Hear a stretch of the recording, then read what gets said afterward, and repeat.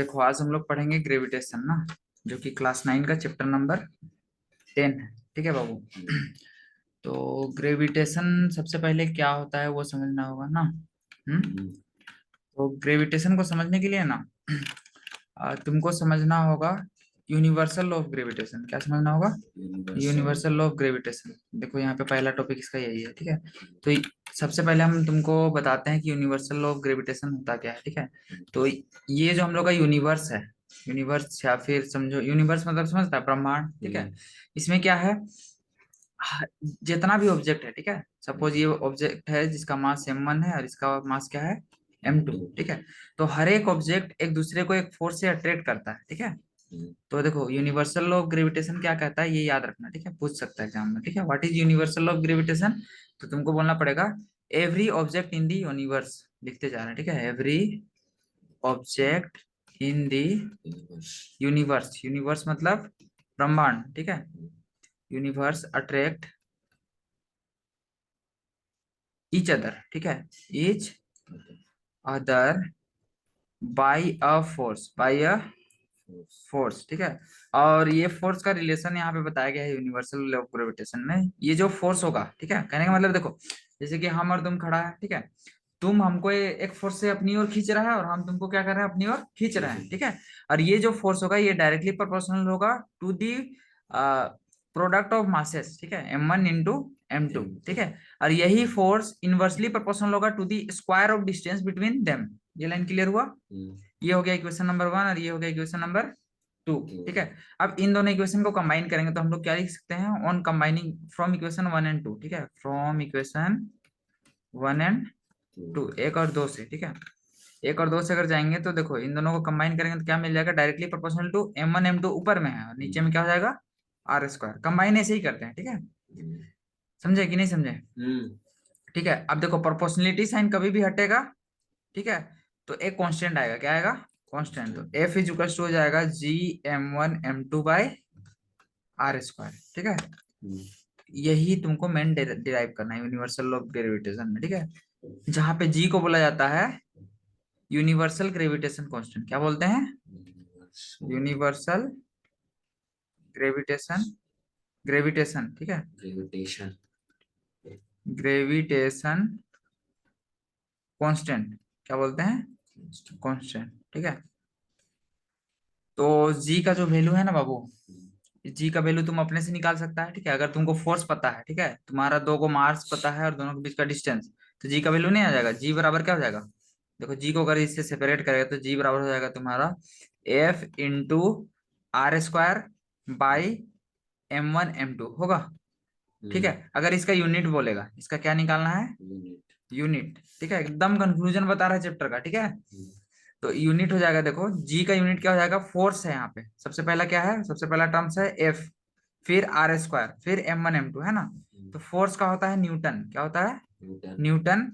Are four distance है। ठीक है, डिस्टेंस का होता है मीटर, तो metre into metre, metre square. ठीक है, और नीचे में है मास m1 इंटू m2। ठीक है, तो मास का होता है केजी, तो ये हो जाएगा केजी का स्क्वायर। ठीक है, तो ग्रेविटेशन कांस्टेंट का यूनिट क्या हो जाएगा, न्यूटन मीटर स्क्वायर पर केजी स्क्वायर। ठीक है, और इसका जो एक्चुअल वैल्यू होता है ये तुमको याद रखना पड़ेगा, ये निकाला गया है। ठीक है, साइंटिस्ट लोग निकाल के हम लोग को दिया है। ये होता है 6.6 इंटू 10⁻⁻11 और इसका यूनिट हो जाएगा न्यूटन मीटर स्क्वायर पर केजी स्क्वायर। अभी जो निकाले ना, तो देखो यहाँ पे किताब में वही दिया गया है।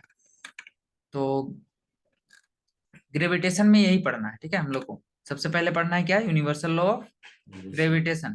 ठीक है, यूनिवर्सल लॉ ऑफ ग्रेविटेशन ये क्या कहता है, देखो यहाँ पे ना कुछ कुछ छूट गया है बाबू एनसीईआरटी में। तुम किताब में देखेगा यहाँ पे डायरेक्टली प्रोपोर्शनल लिखा होगा। ठीक है, यहाँ पे हम m1 m2 लिए थे, ये कैपिटल M और स्मॉल m लिया, कोई दिक्कत नहीं है। और यहाँ पे देखो इनवर्सली प्रोपोर्शनल टू दी, यहाँ पे हम r लिए थे ना डिस्टेंस को, ये ले लिया d, कोई दिक्कत नहीं है। ठीक है, तो इन दोनों इक्वेशन को कंबाइन करेंगे तो f is directly proportional to mm by D square होगा। होगा कि नहीं ये वाला? ठीक है, इसके बाद देखो ये प्रोपोर्शनलिटी साइन हटा और इक्वल टू आ गया, तो एक कांस्टेंट आ गया जिसको बोलते हैं जी। ठीक है, अब जी का वैल्यू निकालने के लिए जी को सेपरेट किया। ठीक है, तो देखो जी का वैल्यू यहाँ पे निकाला होगा 6.6 वाला, नीचे लास्ट पेज में देखो जी बराबर क्या हो जाएगा, एफ आर स्क्वायर बाई यही हम भी निकाले थे ना। फोर्स का क्या होगा, न्यूटन डी स्क्वायर का मीटर स्क्वायर और का क्या हो जाएगा, पर केजी स्क्वायर, जो हम बात बताएं, ठीक है। तो देखो न्यूटन मीटर स्क्वायर पर केजी स्क्वायर लिखा है कि नहीं, देखो यहाँ पे यूनिट ग्रीन कलर से हाईलाइट हुआ, देख लिया, समझा कि नहीं। तो देखो इसका 6.6 इंटू 10⁻⁻11 न्यूटन मीटर स्क्वायर पर केजी स्क्वायर यूनिट होता है। तो इतना बात अगर तुमको क्लियर है तो समझो तुम्हारा यूनिवर्सल लॉ ऑफ ग्रेविटेशन एक टॉपिक तुम्हारा क्लियर हो गया, समझा। बुझा थोड़ा बहुत कि ज्यादा फास्ट भगा दे रहे हैं थोड़ा बहुत हैं? तो ध्यान से देखना वीडियो को, क्लियर हो जाएगा, समझा कि नहीं समझा। अब देखो क्वेश्चन इसी से रिलेटेड है, ठीक है। जैसे कि देखो एग्जांपल नंबर 1, मास दिया हुआ है अर्थ का इतना केजी, ठीक है, और मून का मास दिया हुआ है इतना, ठीक है। मतलब एक को हम लोग कैपिटल एम और एक को स्मॉल एम ना मान सकते हैं। मतलब कैपिटल एम का वैल्यू कितना है, 6 × 10⁻24 क्या चाहिए, केजी, है ना। और मून का मास क्या दिया हुआ है, इसको स्मॉल एम मान लेते हैं, कोई दिक्कत नहीं है, ठीक है। ये कितना दिया हुआ है, 7.4 × 10⁻22 केजी, ठीक है। ये m1 m2 है, और देखो डिस्टेंस दिया हुआ है इतना का इतना, ये 10⁻5 लिखा है क्या, इफ द डिस्टेंस बिटवीन 3.84, यहाँ पे इंटू होगा बाबू, ठीक है, छूट गया है, ठीक है। 10 मतलब ये डिस्टेंस दिया हुआ है तुम्हारा 3.84 इंटू 10⁻5, 3,84,000 ऐसे कुछ बोलता है आदमी लोग, ठीक है, किलोमीटर, ठीक है। तो ये तुम्हारा डिस्टेंस है, ठीक है। जी का वैल्यू ये लेना है और तुमको निकालना है फोर्स, क्या निकालना है, फोर्स। तो फोर्स बराबर अभी क्या पढ़े, G m1 m2/r², ठीक है। तो देखो डिस्टेंस का वैल्यू किलोमीटर में दिया हुआ था, ये किलोमीटर में है ना, तो यूनिट होता है इसका मीटर। तो मीटर में करने के लिए इसको 1000 से गुना करके मीटर लिख दिया, कोई दिक्कत नहीं है, समझ गया। तो यहाँ पे 10⁻5 और 3 को जीरो है, तो 10⁻ क्या हो जाएगा, 8 होगा, ठीक है। और जी का वैल्यू ये होता है ना। यहाँ पे कुछ कुछ मिसिंग टर्म्स है तो उसको नेग्लेक्ट करना है, क्योंकि एनसीईआरटी का कहीं कहीं पे रहता है ऐसा, ठीक है। तो ये हो गया। और एफ का भी हम लोग फॉर्मूला पढ़े, एफ बराबर क्या होता है, Gmm/d², समझे कि नहीं समझे, ठीक है। तो जी का वैल्यू 6.67 इंटू 10⁻⁻11 था ना, -11 था ना, न्यूटन मीटर स्क्वायर पर केजी स्क्वायर। और यहाँ पे हो जाएगा मास, देखो कितना दिया हुआ था, 6 इंटू, क्वेश्चन में देखना होगा बाबू, ठीक है।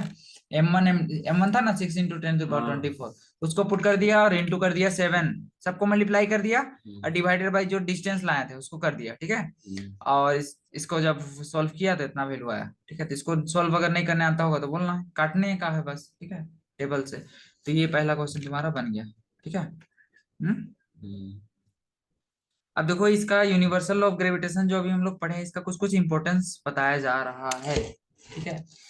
क्या बताया जा रहा है, इंपॉर्टेंस क्या चीज का, यूनिवर्सल लॉ ऑफ ग्रेविटेशन, वहीं से देखो तुम, यूनिवर्सल लॉ ऑफ ग्रेविटेशन का स्लो दिखाता है, यूनिवर्सल लॉ ऑफ ग्रेविटेशन का इंपॉर्टेंस बताया जा रहा है, ठीक है। तो देखो पहला इंपॉर्टेंस क्या है, the force that binds us to the earth. मतलब अभी अगर ग्रेविटेशन नहीं आ रहा था, ठीक है, यहाँ पे, ठीक है, तो हम लोग यहाँ पे अर्थ में अभी बैठे हुए नहीं रहते, ठीक है।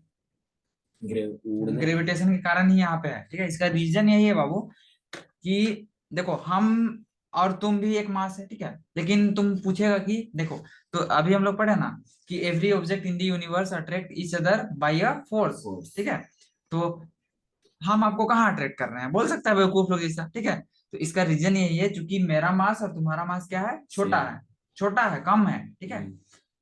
और मास अगर कम रहता है ना, तो फोर्स को तुम अगर निकालेगे तो बहुत कम आएगा, ठीक है। तो इतना कम फोर्स है कि ये पता हम लोग को नहीं चल पा रहा है, ठीक है। लेकिन अगर हम अर्थ से कंपैरिजन करें अपना, ठीक है, तो अर्थ का मास और हम लोग का मास का प्रोडक्ट करने के तो एक बड़ा वैल्यू आएगा, तो फोर्स का वैल्यू भी क्या होता है, उसी के अकॉर्डिंग आता है, ठीक है। तो यही रीजन है कि अर्थ हम लोग को इतना जोर जोर से अट्रैक्ट करके रखा हुआ है, लेकिन हम और तुम जैसे कि सामने है ना, तो ये पता नहीं चल रहा है कि हम इसको अट्रैक्ट कर रहे हैं ना, अट्रैक्ट कर रहे हैं तो मेरे तरफ कहीं नहीं आ रहा है। बेवकूफ लोग जैसे हम भी सवाल पूछे थे अपना टाइम में, ठीक है। तो इसका रीजन यही बताया गया था, यहाँ भी बताया गया है, ठीक है। तो देखो ग्रेविटेशन का इंपॉर्टेंस है, फोर्स जो हम लोग को अर्थ, जो हम लोग को बाइंड करके रखा है, ये है यूनिवर्सल लॉ ऑफ ग्रेविटेशन के कारण, ठीक है। The motion of moon around the earth, moon earth के चक्कर जो लगाता है, ठीक है, ये भी यूनिवर्सल लॉ ऑफ ग्रेविटेशन का ही इंपॉर्टेंस है, ठीक है। फिर देखो motion of planet around the sun, जो प्लैनेट घूम रहा है सन के अराउंड, ठीक है, ये भी यूनिवर्सल लॉ ऑफ ग्रेविटेशन के कारण ही होता है। दो मास है, दोनों एक दूसरे को अट्रैक्ट करता है, यही रीजन है। और ये जो टाइड का कॉन्सेप्ट आता है, high tide low tide, tide ही जानता है, लहर जो समुद्र में आता है ना, हाँ। उसको टाइड बोलते हैं, ठीक है। तो यहाँ पे तुम्हारा हो गया पहला टॉपिक क्लियर। अगर इतना चीज क्लियर है तो एक पार्ट हो गया क्लियर, ठीक है। अब हम लोग आगे बढ़ते हैं। अब पढ़ना है फ्री फॉल। क्या पढ़ना है? फ्री फॉल का मतलब होता है जैसे कि कोई ऑब्जेक्ट को अगर हम अर्थ में छोड़ दें, ठीक है, तो वो हम लोग का सरफेस में आ जाता है, हाँ, आता है नीचे ना, है। ठीक है। तो फ्री फॉल के केस में हम लोग को समझना है, ठीक है। तो देखो, तो क्या होता है, कोई भी ऑब्जेक्ट को अगर हम लोग छोड़ देते हैं तो वो हम लोग की ओर अट्रैक्टेड होता है ना। हाँ, तो देखो, तो अट्रैक्टेड हो रहा है मतलब एक फोर्स लगा रहा है, ठीक है। तो देखो, फोर्स बराबर न्यूटन्स का लॉ पढ़ा है, फोर्स बराबर मास इंटू एक्सीलरेशन होता है। ये कहाँ पढ़ना था? इससे पहले और कोई चैप्टर था, मोशन था ना, उसमें न्यूटन्स लॉ ऑफ मोशन था, ठीक है। तो उसमें उस न्यूटन्स का जो फर्स्ट लॉ सेकंड लॉ है ना, तो न्यूटन्स का सेकंड लॉ क्या कहता है बाबू, थोड़ा सा रिकॉल करते हैं, ठीक है। सेकंड लॉ क्या कहता है कि जैसे कि कोई ऑब्जेक्ट वी वेलोसिटी से आ रहा है, ठीक है, तो आके तुमको टक्कर मारेगा, ठीक है, तो उसका वेलोसिटी क्या हुआ, चेंज हुआ, ठीक है। तो यहाँ पे जो फोर्स जो होता है, न्यूटन का सेकंड लॉ यही कहता है, force is directly proportional to rate of change of momentum. क्या चीज बोला? Rate of change of momentum. Momentum को दिखाते हैं पी से, पी बराबर होता है एम बी, ठीक है, ये पिछला चैप्टर में पढ़ना था, ठीक है। तो force is directly proportional to rate of change of momentum कैसे लिखेंगे, M V minus M U by T. V है फाइनल वेलोसिटी, यू है इनिशियल वेलोसिटी। तो देखो यहाँ पे m कॉमन आ जाएगा तो हो जाएगा v minus U by T, ठीक है। अब एक्सेलरेशन एक टर्म्स भी पढ़ना था, वो पिछला चैप्टर में, ठीक है, ये सब चीज पढ़ना था। एक्सेलरेशन क्या होता है? एक्सेलरेशन होता है rate of change of velocity with time, ठीक है। तो वेलोसिटी में किस रेट से चेंज आ रहा है उसी को एक्सेलरेशन कहते हैं। तो ये देखो, ये rate of change of velocity को ही दिखा रहा है, ठीक है। तो एक्सेलरेशन बराबर यही होता है, एक्सेलरेशन बराबर होता है v minus U by T. तो यहाँ पे देखो, force is directly proportional to mass into acceleration हुआ, ठीक है। अब ये प्रोपोर्शनलिटी साइन हटाएंगे तो कांस्टेंट आएगा, तो फोर्स इज इक्वल टू हो जाएगा मास इनटू, थोड़ा इधर हो जाओ, नहीं होता, मास इनटू एक्सेलरेशन। ये आता है न्यूटन्स का सेकेंड लॉ से। कहां से आता है? सेकेंड लॉ से, ठीक है। तो यहाँ पे देखो, जो अर्थ जो एक्सेलरेशन लगाता है ना, उसको हम लोग बोलते हैं एक्सेलरेशन ड्यू टू ग्रेविटी। क्या बोलते हैं बाबू? Acceleration due to gravity. और इसको स्मॉल जी से दिखाते हैं। क्या चीज से दिखाते हैं? स्मॉल जी से। तो अगर फोर्स निकालना है, तो फोर्स बराबर अभी हम लोग पढ़े, फोर्स बराबर होता है मास into acceleration from Newton second law, ठीक है। तो हम लोग एक जगह में लेंगे स्मॉल जी। क्या लेंगे? स्मॉल जी। स्मॉल जी क्या है? एक्सेलरेशन ही है, लेकिन ड्यू टू ग्रेविटी के कारण, ठीक है, अर्थ का जो ग्रेविटी। हाँ, तो यहाँ पे देखो वही किया गया है। नेक्स्ट पार्ट में हम लोग देखो इधर देखते हैं, ठीक है। तो देखो, एफ बराबर हम लोग पढ़े थे, एफ बराबर क्या पढ़े थे, एफ बराबर देखो एम जी होता है, ये बता दिया, ठीक है, हम लोग पढ़ चुके हैं। और एफ बराबर अभी हम लोग पढ़े G M, M M by D square, पढ़े ना जी। तो इन दोनों को इक्वेट करेंगे तो एम जी बराबर G M M by D square होगा, होगा। तो देखो, स्मॉल एम से स्मॉल एम गया तो स्मॉल जी का वैल्यू आया, ठीक है। तो अगर हम लोग स्मॉल जी में ये यूनिवर्सल ग्रेविटेशन कांस्टेंट का वैल्यू तो पता है हम लोग को, ठीक है, मास ऑफ अर्थ डाले और डिस्टेंस का स्क्वायर डाले, ठीक है, तो हम लोग का वैल्यू आता है जी का वैल्यू लगभग 9.8 मीटर पर सेकेंड स्क्वायर, ठीक है। ये बात को भी याद रखना है। ये जी क्या है? एक्सेलरेशन ड्यू टू ग्रेविटी, ठीक है। इसको अगर प्रैक्टिकली समझना है तो डीप क्लास करना होगा, एकदम विजुलाइज करके बताएंगे, ठीक है। एकदम एग्जांपल ले लेके इसको फेंक रहे हैं वो सब करना, ठीक है। तो ये अभी हम तुमको कंक्लूजन वन शॉट में समझाने की कोशिश कर रहे हैं, ठीक है, इसीलिए ऐसा हो रहा है। चलो, समझ में आया ये बात? तो ये जी का वैल्यू निकाले। अब देखो, जी का वैल्यू 9.8 होता है, उसको देखो यहाँ पे निकाल के दिखाया है, ठीक है, सारा वैल्यू को पुट करके, ठीक है। तो मास ऑफ अर्थ पुट कर दिया और रेडियस ऑफ अर्थ को पुट कर दिया, ठीक है, और कैपिटल जी का वैल्यू, समझा? तो ये आ गया तुम्हारा कितना, 9.8। कभी कभी इसको हम लोग नियरली इक्वल टू 10 मीटर पर सेकेंड स्क्वायर भी लेते हैं, ठीक है। अब देखो, अब ग्रेविटेशनल फोर्स के इन्फ्लुएंस में मोशन ऑफ ऑब्जेक्ट को पढ़ेंगे, ठीक है। कहने का मतलब कोई भी ऑब्जेक्ट कैसे मूव करेगा, ठीक है, जैसे ऊपर से छोड़ेंगे या फिर नीचे से फेंक रहे हैं, तो क्या होगा, धीरे धीरे उसका स्पीड घटेगा, ठीक है, और एक जगह जाके रेस्ट में आएगा, उसके बाद फिर धीरे धीरे नीचे आएगा, नीचे जैसे जैसे आने लगा उसका वेलोसिटी बढ़ते जाएगा, ठीक है। वो सारा कॉन्सेप्ट अभी हम लोग को सीखना है, ठीक है। तो मोशन को सीखना है। तो देखो, तुम मोशन चैप्टर में 3 इक्वेशन पढ़ा होगा, ठीक है। क्या पढ़ा होगा? एस इज इक्वल टू, पढ़ना था जी मोशन चैप्टर में, ठीक है। तो तुम डायरेक्ट ग्रेविटेशन शुरू करा है, मेरा कोई गलती नहीं, ठीक है। मोशन पढ़े हैं, मोशन पढ़ा है ना। मोशन में 3 इक्वेशन है, एक होता है v equal to U plus AT, एक होता है s equal to U T plus half AT square, ठीक है, और एक होता है V square minus U square is two 2as। ये इक्वेशन कहीं देखा है, याद आ रहा है? हाँ, ये तीनों है मोशन का इक्वेशन, ठीक है, मोशन ऑफ ऑब्जेक्ट को अंडरस्टैंड करने के लिए। अब चूंकि देखो यहाँ पे हम लोग का एक्सेलरेशन की जगह में आ रहा है एक्सेलरेशन ड्यू टू ग्रेविटी, ठीक है। अब देखो तुम समझने की कोशिश करो, एक चीज तुमको याद रखना होगा, ठीक है, याद नहीं समझो, ठीक है। जैसे जैसे कोई ऑब्जेक्ट ऊपर जाता है, ठीक है, तो उसका वेलोसिटी क्या होता है, घटता है, घटता है, ठीक है। कोई ऑब्जेक्ट को ऊपर से गिरा रहा है तो वेलोसिटी बढ़ रहा है, वेलोसिटी बढ़ रहा है मतलब एक्सीलरेशन कैसा है, पॉजिटिव, ठीक है। मतलब कोई भी ऑब्जेक्ट ऊपर से अगर नीचे आ रहा है तो हम लोग को एक्सीलरेशन को लेना है पॉजिटिव में, और acceleration in the sense acceleration due to gravity, जो हम लोग स्मॉल जी अभी निकाले 9.8 मीटर पर सेकंड स्क्वायर, ठीक है। तो इसके लिए इक्वेशन हो जाएगा, अगर अर्थ के केस में ये इक्वेशन थोड़ा सा चेंज हो जाएगा, इसके जगह में हम लोग क्या लिखेंगे, पहला इक्वेशन को ऐसे लिखेंगे, ठीक है, v is equal to u plus minus G T, u क्या लिखेंगे, u plus minus G T. अब देखो प्लस माइनस वही केस है, ठीक है, जब कोई ऑब्जेक्ट को नीचे से ऊपर भेज रहा है तो हम लोग यहाँ पे माइनस का यूज करेंगे, क्योंकि एक्सीलरेशन क्या होगा, मतलब वेलोसिटी घटेगा, ठीक है, तो नेगेटिव एक्सीलरेशन लगेगा, नेगेटिव एक्सीलरेशन को ही रिटार्डेशन बोलते हैं। और अगर कोई ऑब्जेक्ट ऊपर से नीचे आ रहा होगा, वो कंडीशन देखना होगा, क्वेश्चन देखना होगा उसके अकॉर्डिंग। तो ये पहला इक्वेशन ऐसे चेंज हो गया। दूसरा इक्वेशन में भी हम लोग क्या करेंगे, एक्सेलरेशन यहाँ पे है ना जी, इसको इसको लिखेंगे एस बराबर you T plus minus half G T square, okay. और ये इक्वेशन क्या हो जाएगा, यहाँ पे देखो एक्सेलरेशन यहाँ पे है ना, तो यहाँ पे हो जाएगा V square minus U square is equal to हो जाएगा plus minus two G S, ठीक है। अब देखो प्लस का यूज तब करना है जब कोई ऑब्जेक्ट, ठीक है, तो इसको लिखते नहीं है, बस समझो, ठीक है, when object is falling downward, ये किधर आ रहा है, डाउनवर्ड, ठीक है, फॉलिंग, हम कंक्लूजन बता रहे हैं, इसी तरह सारा क्वेश्चन बन जाएगा, ठीक है, फॉलिंग डाउनवर्ड, ठीक है, डाउनवर्ड मतलब नीचे, ठीक है। और माइनस का जब ये किधर जा रहा है, अपवर्ड जा रहा है, ठीक है, अपवर्ड मतलब नेगेटिव एक्सीलरेशन, रिटार्डेशन, तो रिटार्डेशन को ही नेगेटिव एक्सीलरेशन बोलते हैं। तो ये तो इक्वेशन को रिकॉल कराया तुमरा, ठीक है, ये बात आ गया, ठीक है। इसके बाद वो लिखा है नहीं लिखा है, बस ऐसे ही अपने से समझना है।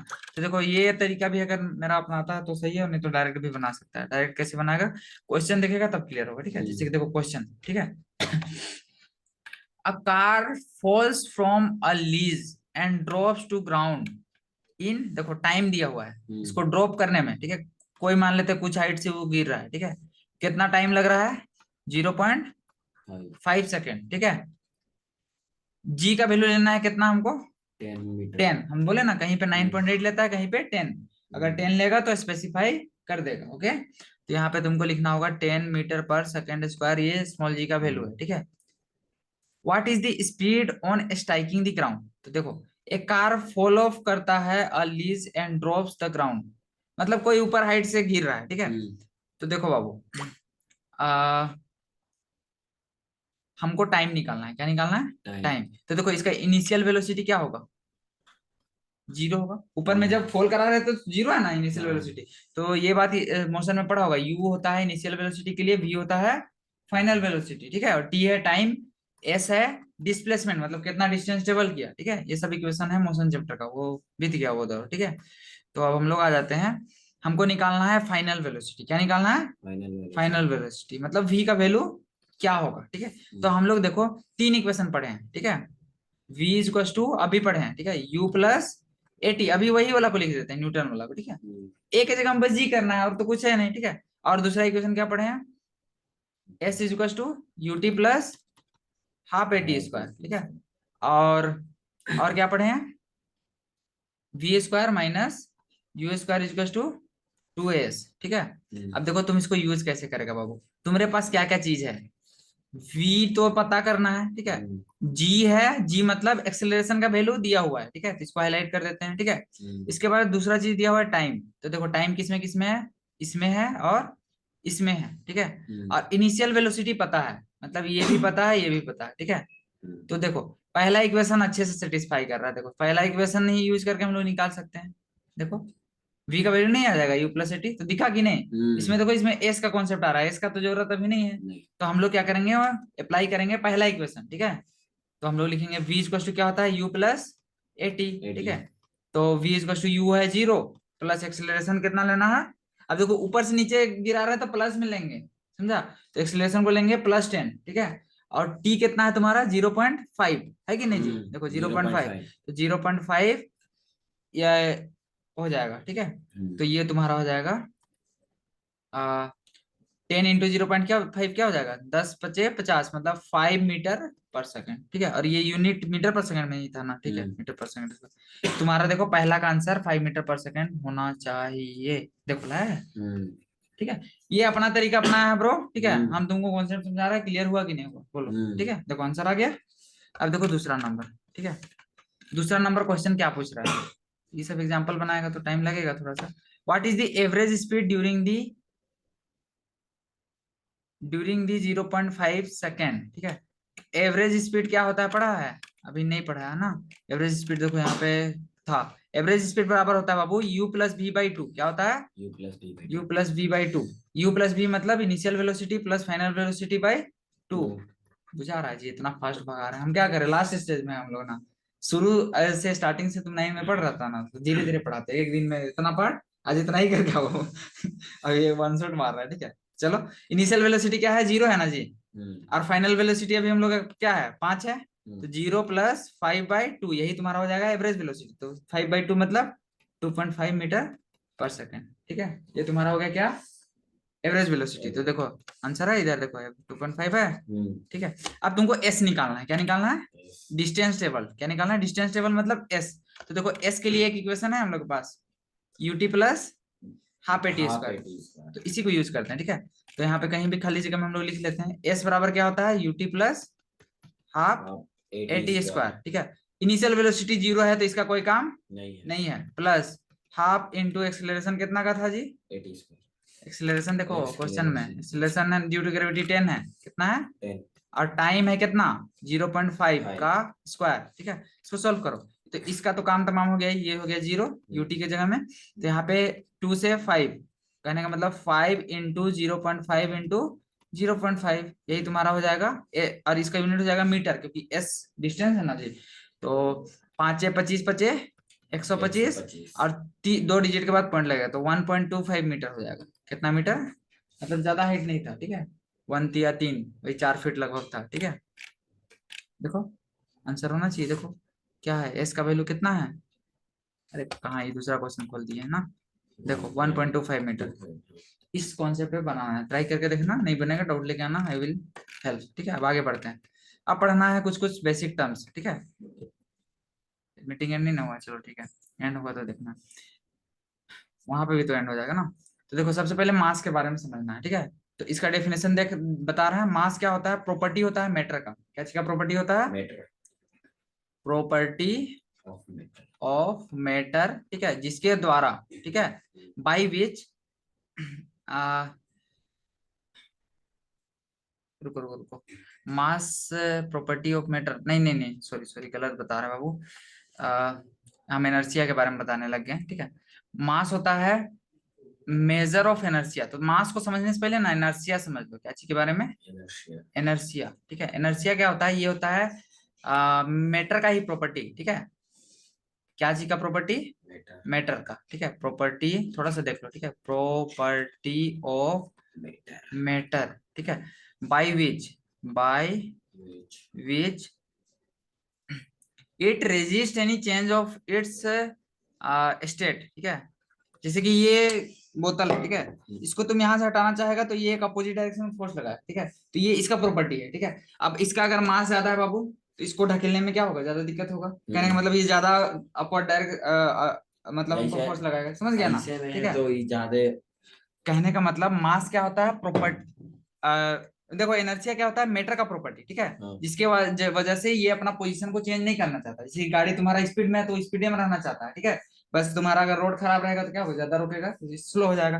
तो वही होता है inertia. Inertia property of matter by which it resist any change of its state, ठीक है। It resist any change of its state, ठीक है। इसको लिख लेना, any change of its state, ठीक है। तो मास क्या होता है, मास होता है measure of its inertia, it is the measure of its inertia, inertia का ही मेजर है, ठीक है। ये परफेक्ट डेफिनेशन है, ठीक है, एक्सपीरियंस से बता रहा है, इट्स एनर्सिया, ठीक है, INERTIA। इनर्शिया समझ गया? कहने का मतलब अगर इसका इनर्शिया ज्यादा है तो इसका मास भी क्या होगा? ज्यादा होगा। तो ज्यादा होगा तो इसको रेजिस्ट, मतलब ये ज्यादा रेजिस्ट करेगा, मतलब ये ज्यादा जल्दी इधर से उधर जाना चाहेगा नहीं। समझ गया? अब वेट क्या होता है? वेट एक फोर्स होता है जिसकी वजह से अर्थ कोई भी ऑब्जेक्ट को अपनी ओर अट्रैक्ट करता है, ठीक है। तो मास का यूनिट होता है केजी और वेट का होता है न्यूटन, क्योंकि ये फोर्स है। क्या है? फोर्स। तो यहाँ पे लिखा हुआ है, देख लेना, ठीक है। लेक्चर रिकॉर्ड हो रहा है, उसको भी देख सकता है, ठीक है। तो देख लो। तो वेट बराबर होता है mg, क्योंकि देखो फोर्स बराबर क्या पड़े हैं? मास इंटू एक्सेलरेशन, ठीक है। तो एक्सेलरेशन यहाँ पे कौन लगा रहा है? अर्थ का ग्रेविटी। तो एक्सेलरेशन की जगह में जी रखेंगे तो F बराबर हो जाएगा mg, ठीक है। तो ये फोर्स को ही क्या बोलेंगे? वेट। तो वेट बराबर क्या हो जाएगा? mg। समझा? W बराबर क्या होता है? mg। mg का यूनिट क्या हो जाएगा? न्यूटन, ठीक है। न्यूटन क्योंकि फोर्स का होता है, ठीक है। बस इतना ही सा बात बताया गया है, ठीक है। देखो यहाँ न्यूटन का जिक्र किया है। अब देखो weight of an object on moon. तो मून में कोई ऑब्जेक्ट का वेट कितना रहेगा, ठीक है। तो मून का एक्सीलरेशन निकालना होगा हम लोगों के, तब ना हम लोग वेट निकालेंगे, ठीक है। तो हम लोग, अगर तुम प्रैक्टिकली वैल्यू निकालेगा, ठीक है। देखो इसको बनाना पड़ेगा थोड़ा सा, ठीक है। एक चीज तो तुमको याद रखना होगा जी, ठीक है। याद नहीं रखना होगा, तुम निकाल भी सकता है, लेकिन अभी याद रखो। हम लोग का जो वेट है, ठीक है, मून में हल्का हो जाता है, 1/6 हो जाता है। जैसे कि तुम 60 किलो का है तो वहां पे 10 किलो का हो जाएगा, ठीक है। इसका रीजन वही है कि वहां का मास क्या है? मून का मास कम है, ठीक है। तो तुम universal law of gravitation apply करेगा, ठीक है। तो फोर्स बराबर क्या हो जाएगा? Gmm/r², ठीक है। तो इसमें तुम्हारा फोर्स का वैल्यू क्या आ जाएगा? कम आ जाएगा। तो इसका जब रेशियो निकाला गया तो ये पाया गया है 1/6 होता है, उसी को यहाँ पे निकाल के दिखा गया है, ठीक है। तो वेट ऑन मास मून निकाला गया है और वेट ऑन अर्थ, ठीक है। दोनों का रेशियो जब निकाले तो लगभग कितना आ रहा है? 1/6, ठीक है। तो ये बात को याद रखना, 1/6 होता है, ठीक है। तो अब ये सारा क्वेश्चन इजिली बन जाएगा। नहीं ना हुआ है? नहीं हुआ है, चलो। Mass of an object is 10 kilo. Object का मास कितना है? 10 kg। तो इसका वेट क्या होगा? तो वेट बराबर क्या पढ़े हैं? mg पढ़े हैं जी, अर्थ में ना। तो अर्थ में क्या होता है? देखो 10 गुने जी का वैल्यू लेना है 9.8। कितना लेना है? 9.8, ठीक है। और इसका यूनिट हो जाएगा, वेट का होता है न्यूटन। क्या होता है? न्यूटन। तो 9.8 into 10, 98 Newton is your answer है, 98 न्यूटन। समझा? बड़ी फास्ट जा रहा है इस पर, बुझा नहीं रहा है का जी? बुझा रहा है? आप देखो, समझा दे रहे हैं। अब हम क्या करें? लास्ट स्टेज में तुम शुरू से 10 क्लास करके देखना अच्छे से, अगर नहीं समझ में आएगा तब तुम बोलना। थ्रस्ट एंड प्रेशर में क्या अंतर है, ठीक है। तो देखो प्रेशर क्या होता है? प्रेशर मतलब force acting per unit area. Force acting per unit area. जैसे कि देखो यहाँ पे हम फोर्स लगा रहे हैं, ठीक है। तो जितना न्यूटन का फोर्स लगा रहे हैं ये सारा सरफेस में बढ़ जा रहा है ना जी, ठीक है। अगर उतना ही फोर्स इतना जगह में लगा रहे हैं तो इसमें प्रेशर ज्यादा है, इसमें प्रेशर कम है, ठीक है। प्रेशर का वही डेफिनेशन होता है, force acting per unit area, ठीक है। अब देखो थ्रस्ट का एक कॉन्सेप्ट यहाँ पे दिया हुआ है, नीचे होगा, ठीक है, नीचे थोड़ा सा देखो।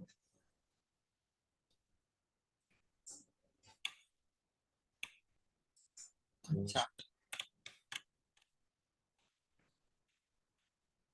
Force acting per unit area, या फिर इसको बोल सकता है थ्रस्ट एक्टिंग भी। थ्रस्ट देखो, थ्रस्ट कुछ नहीं होता है, बस थ्रस्ट उस फोर्स को बोलते हैं जो कोई सरफेस में परपेंडिकुलर डायरेक्शन में लगता है, ठीक है। थ्रस्ट किसको बोलेंगे? जब कोई फोर्स, ठीक है, परपेंडिकुलरली एक्ट करेगा। तो यहाँ लिखल होगा, खोजना पड़ेगा जी, ठीक है, उसके लिए टाइम चाहिए। तो प्रेशर बराबर क्या होता है? थ्रस्ट बाई एरिया, ठीक है। या फिर प्रेशर बराबर तुम बोल सकता है फोर्स बाई एरिया भी बोल सकता है, ठीक है। तो थ्रस्ट क्या है? एक तरीके से देखो कंपैरिजन कर रहे हैं तो फोर्स ही है, ठीक है। बस अंतर यही होता है कि थ्रस्ट उस फोर्स को बोलते हैं जो परपेंडिकुलर डायरेक्शन में एक्ट करता है सरफेस के, ओके। बस इतना सा याद रखो, क्लियर रखो, बस यही है। तो यहाँ लिखल होगा जी, खोजना पड़ेगा। कहते thrust is the same, they are also different, but effect depends upon the area। Thrust ऐसे ऐसे यहाँ लिखा है, देखो the force acting on an object perpendicular to the surface. देखो गलत बात नहीं ना बताया, सही बात है, ठीक है। और प्रेशर बराबर क्या होता है? थ्रस्ट बाई एरिया, ठीक है। थ्रस्ट मतलब फोर्स बाई एरिया, ठीक है, वही चीज को है। जैसे कि इधर से तुमको जमेंगे तो ज्यादा प्रेशर लगेगा, इधर से जमेंगे तो कम प्रेशर, उसी उसी फोर्स में, ठीक है।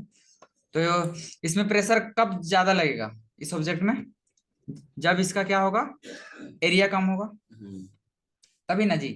देखो एरिया घट रहा है, ये निम में एरिया घट रहा है ना, जैसे कि हाथ को रख रहे हैं तो एरिया घट रहा है, तो प्रेशर क्या हो रहा है, बढ़ रहा है, ठीक है। तो इसमें देखो एरिया किसका ज्यादा है, इसका बेस वाला एरिया जिससे के कांटेक्ट में है ये, ठीक है, सरफेस के। तो इसका एरिया क्या हो जाएगा, 10 चौके 40 दाएंगे 400 हो जाएगा ना नीचे का, और इसका 20 दाएंगे 200। तो इसमें इसमें प्रेशर ज्यादा है, प्रेशर इसमें ज्यादा है और प्रेशर इसमें कम है। उसको पूरा समझाया गया है इसमें, ठीक है, डिटेल में। ये तुम एक्सप्लोर करना, हो जाएगा, ठीक है। वो तो ऐसे में पता चला। प्रेशर इन फ्लूइड, फ्लूइड में क्या होता है ये बताया गया है, ठीक है। तो फ्लूइड में क्या होता है बाबू, जैसे कि ये लिक्विड है, ठीक है, तो ये जिस कंटेनर से जुड़ा हुआ है, ठीक है, इसका जो सरफेस कांटेक्ट में है, यहाँ का जो पार्टिकल है वो क्या होगा, सरफेस को ढकेलता है, पुश करता है, ठीक है, सरफेस में प्रेशर लगाता है, ठीक है। और प्रेशर धीरे धीरे क्या होता है, डेप्थ के साथ बढ़ता है। ये पढ़ना अभी तुमको नहीं है, बाद में पढ़ना है, बर्नौलीज थ्योरम ये सब। तो अभी तुमको पढ़ना है सबसे पहले बायन्सी का फिनोमिना, ठीक है। बायन्सी क्या होता है, जब कोई ऑब्जेक्ट को हम लोग डुबाते हैं पानी में, ठीक है, कहाँ डुबाते हैं, वाटर में।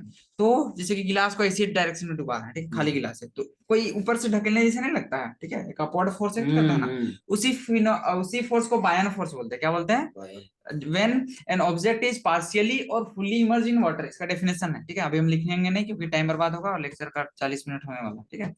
जब कोई ऑब्जेक्ट को पार्शियली या फुल्ली इमर्ज कर देते हैं वाटर में, तो एक अपवर्ड फोर्स एक्ट करता है जिसको बायन फोर्स बोलते हैं। क्या बोलते हैं, बायन फोर्स, ठीक है, बायन फोर्स, ठीक है। बी आई या फिर बी वाई होता होगा, बायन फोर्स, ठीक है, फोर्स, ठीक है। और इसी फिनोमिनन को हम लोग कहते हैं बायोंसी। क्या कहते हैं, बायोंसी, ठीक है। तो बायन फोर्स को निकालने के लिए एक प्रिंसिपल आता है, आर्किमिडीज का प्रिंसिपल। किसका प्रिंसिपल, आर्किमिडीज, ठीक है, एकदम हवा लगा दे, ठीक है। आर्किमिडीज का प्रिंसिपल क्या कहता है, जैसे कि देखो ये गिलास है, एग्जांपल समझा रहा है, इसमें ये पूरा इसको भर के रख दिए पानी, ठीक है, सपोज दिस इज आवर गिलास, इसमें पूरा भरा हुआ है पानी, ठीक है। अब इसमें कोई ऑब्जेक्ट डाले, ठीक है, तो ऑब्जेक्ट क्या करेगा, या अपना जगह लेगा, जगह लेगा तो कुछ पानी को डिस्प्लेस करेगा। तो वो जो पानी डिस्प्लेस किया उसका जो वेट होगा, ठीक है, ठीक है, उतना ही अपवर्ड फोर्स लगेगा। ये बताता है आर्किमिडीज का प्रिंसिपल, पढ़ के देखना, क्लियर हो जाएगा, ठीक है। तो यहाँ पे स्टेटमेंट कहीं पे लिखा हुआ होगा, अभी देखने का टाइम नहीं है। इसके बाद है रिलेटिव डेंसिटी, ठीक है, इसके बाद चैप्टर खत्म है। तो रिलेटिव डेंसिटी जानता है, नहीं जानता है ना, डेंसिटी होता है mass by volume, mass by volume, ठीक है। कहने का मतलब अगर ज्यादा जगह लिया है और उसका मास कम है, उसका डेंसिटी कम है, मतलब वो हल्का है, ठीक है, जैसे कि फॉर्म वगैरह ना। और डेंसिटी बराबर ये होता है मास बाय वॉल्यूम, ठीक है, समझ गया। तो इसका यूनिट क्या हो जाएगा, जैसे कि मास का होगा केजी और वॉल्यूम का मीटर क्यूब, तो केजी पर मीटर क्यूब, केजी पर मीटर क्यूब, ये हो गया इसका यूनिट, ठीक है। देखो रिलेटिव डेंसिटी क्या होता है, जब कोई भी ऑब्जेक्ट का डेंसिटी को हम लोग कंपेरिजन कर रहे हैं, रिलेटिव मतलब कंपेरिजन, तुलना करना, ठीक है, विथ वाटर, किसके साथ, पानी के साथ, ठीक है। तो देखो डेंसिटी ऑफ रिलेटिव डेंसिटी बराबर होता है डेंसिटी कोई भी सब्सटेंस का बाय डेंसिटी ऑफ वाटर, मतलब कंपैरिजन कर रहे हैं, रेशियो होता है, ठीक है। Relative density is the ratio of density of a substance to the density of water. तो देखो रिलेटिव डेंसिटी निकालने का कॉन्सेप्ट से क्वेश्चन दिया है।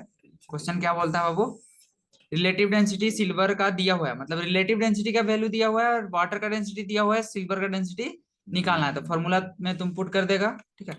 फॉर्मूला क्या अभी पढ़े, रिलेटिव डेंसिटी आर डी बराबर डेंसिटी ऑफ सब्सटेंस, तो डेंसिटी ऑफ यहाँ पे क्या हो जाएगा सिल्वर, ठीक है, बाई डेंसिटी ऑफ वाटर, किसका, वाटर का। तो रिलेटिव डेंसिटी तुम्हारा कितना दिया हुआ क्वेश्चन में, देखो 10.8, कितना है 10.8 is equal to relative density of silver, ये हमको निकालना है, ठीक है। डेंसिटी ऑफ एजी लिख देते हैं, एजी सिल्वर को दिखाते हैं, ठीक है। और डेंसिटी ऑफ वाटर दिया हुआ है 10⁻3, कितना दिया हुआ है 10⁻3, तो ये इधर मल्टीप्लाई हो जाएगा, तो यही हो जाएगा तुम्हारा डेंसिटी ऑफ सिल्वर। तो डेंसिटी ऑफ सिल्वर बराबर हो जाएगा 10⁻3, मतलब 1000 से गुना करेंगे, ठीक है, ये हो जाएगा 108, ठीक है, फिर 00 केजी पर मीटर क्यूब, ठीक है, ये हो जाएगा डेंसिटी ऑफ सिल्वर। देखो यही होगा 10800 होना चाहिए आंसर। देखो 108 और 10.8 इंटू 10⁻3, या फिर उसको वही लिख सकता है, ठीक है, जो भी लिखे। तो यहाँ पे तुम्हारा हो गया चैप्टर का समापन। अरे समझ में इतना फास्ट पढ़ा है? हम फिजिक्स घुसता है ना। धीरे धीरे पड़ेगा, बोलो। लेकिन ना जितना बात बताया ना, सब एकदम, थोड़ा तो घुसा है सब मेरे। एकदम रामबान हिला दिए हैं। मतलब इतना चीज अगर समझ गया तो तुम्हारा फिजिक्स यहाँ का इस चैप्टर का क्लियर। तो इसको एंड कर देते हैं आज का क्लास। ठीक है, लेक्चर बन गया मेरा, इतना ही समझ।